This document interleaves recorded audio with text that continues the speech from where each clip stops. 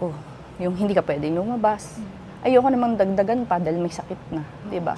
It will add, burden pa. Yeah. Ngayon, ayun, that's the story of that shirt. Na we exist, me and my daughter, our daughter, Cheska. Grabe. He personally gave it to me. Ngayon, nakita ko yung mga shows mo, yung mga, yan, vlogs.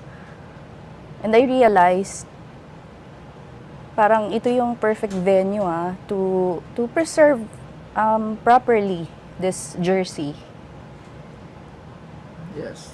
Para at least, alam mo yun, kahit papano, kasi for 15 years na nahimik ako, I didn't say anything about me and my daughter. Siguro naman ito na lang yung karapatan na pwede kong magawa para sa kanya. Kasi hindi naman ako nagsalita eh. I know people will judge me. But we exist. What we had is real. Me and my daughter exist. Mahal niya kami.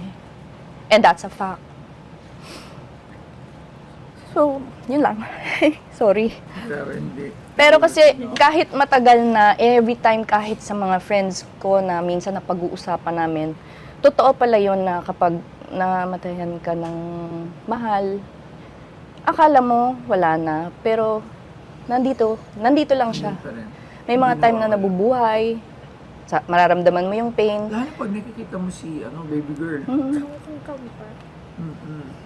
At first time niya nag-perform, iyak talaga ako kasi para ko nakita yung papa niya sa kanya. So performer siya?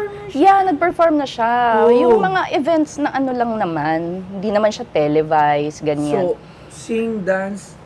She can sing and dance. Actually, she can draw, she can paint. Lahat, Artist talaga. lahat nakuha niya.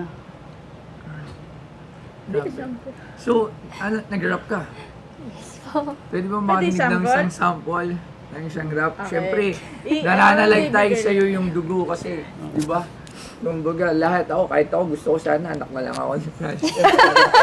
Yung dugo niya, nananalig tayo. So, magaling ako mag-rap, di ba? So,